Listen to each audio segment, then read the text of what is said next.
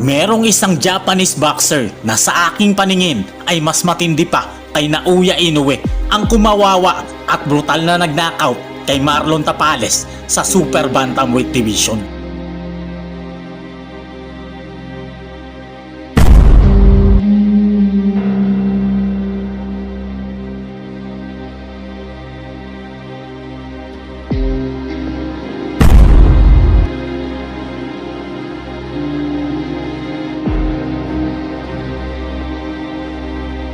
Pero ang Japanese boxer na ito na tumalo kay Tapales ay pinaglaruan lang at pinadugo ang tenga ng isang Pinoy na tumalo kay Naoya Inoue sa kanilang sparring. Kaya naman ang Pinoy boxer na ito ay pwede na talaga nating itapat sa halimaw ng Japan.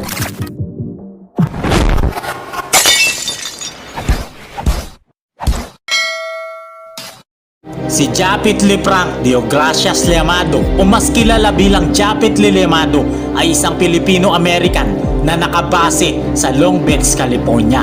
Naging sparring partner niya at madalas na tinalo si Naoya. Inamin ng Hapon na di niya talaga kaya ang ating bida dahil napakabilis nito, malakas at napakautak pa sa ibabaw ng lona. October 29 taong 2022 nang labanan ng ating pambato ang isang halimaw na Amerikano. Si Pablo Cruz ay isang dekalibreng boksingero. Ito ay may record na 22 na panalo, ngunit first round lang ang itatagal nito sa undefeated na ating pambato.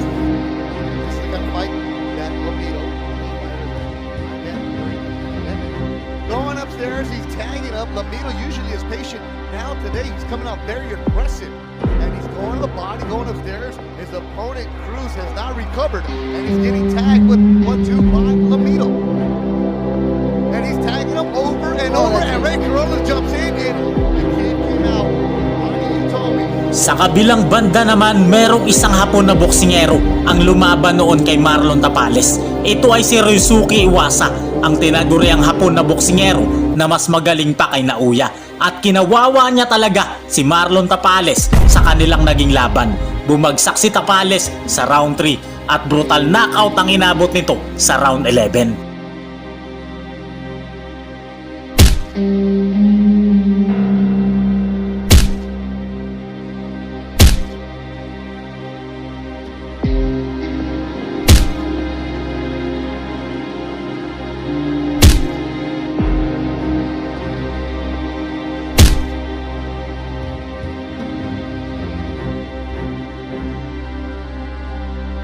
Mapait na pagkatalo para kay Marlon Tapales, pero ipaghihiganti siya ng isa pa nating bida dahil paglalaruan lamang nito ang boksingero na tumalo kay Tapales na mas magaling pa kay Naoya. April 20 taong 2023 sa Paradise Plaza, Incheon, South Korea. Dumayo ang ating pambato na si Japit Llamado para harapin ang tumalo kay Marlon Tapales. Si Ryosuke Iwasa ay isang former IBF Super Bantamweight Champion. May record ito na 28 na panalo, 18 sa pamamagitan ng KO at 4 na talo lamang. Samantalang ang ating pambato ay hindi man lang nangalahati ang record sa kalaban nito. 10 panalo, 4 sa pamamagitan ng KO at walang talo.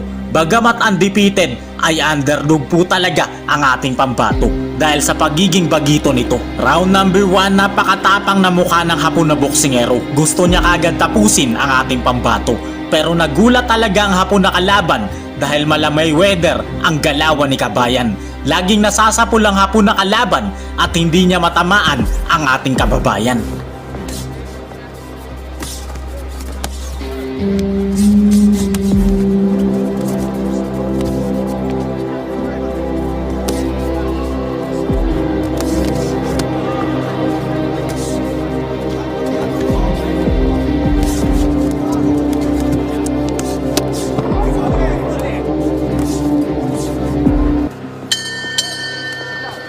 Sa round number 2, mabilis pa rin ang ating kababayan at hindi na siya mapigilan sa pagpapaulan ng suntok sa kalaban.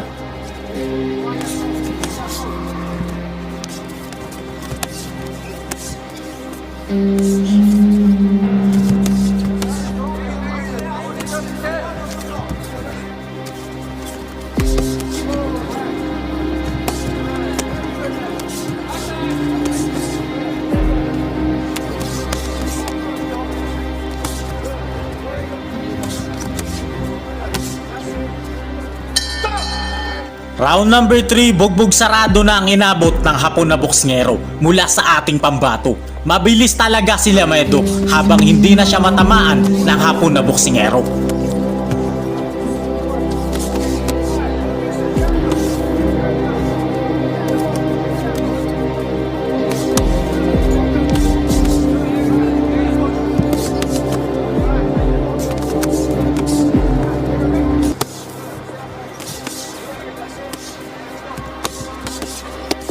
Sa round number 4, pulang-pula na ang mukha ng Hapon na boksingero mula sa malilinis na patama ni Lamedo at ramdam niya talaga ang sakit ng kamao ng ating pambato.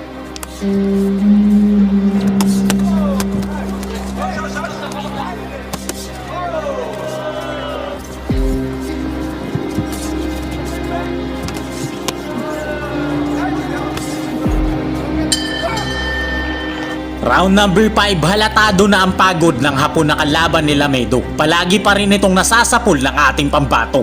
Malamay weather talaga ang kanyang depensa at napakalakas ng kanyang opensa.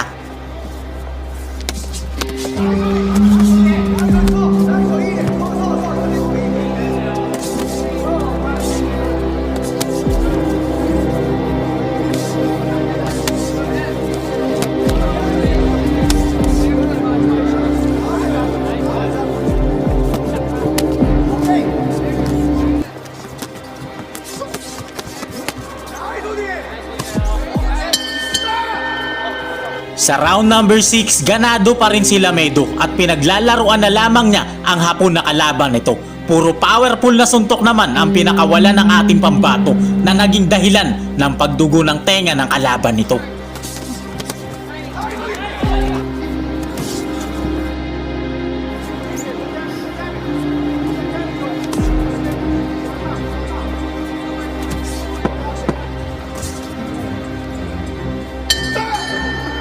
Round number 7, accurate na masyado si Lamedo at malayong-malayo na ang scorecard ng mga hurado. Liyamadong-liyamado na ang ating pambato.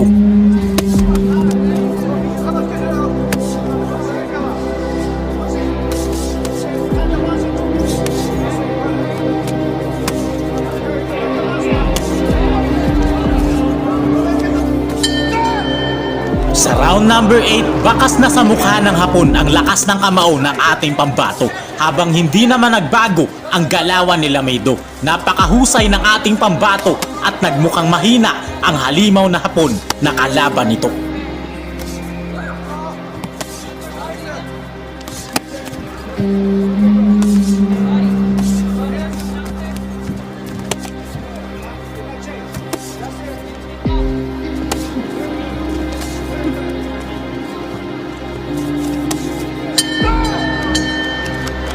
Malinaw na panalo dito ang ating kababayan at walang round 9 na ipanalo ang kanyang kalaban. Tinalo man ito si Marlon Tapales sa isang brutal na KO pero naipaghiganti na ito ng ating pambato. Si Japit Lamedo ang bagong aabangan ng mga Pilipino.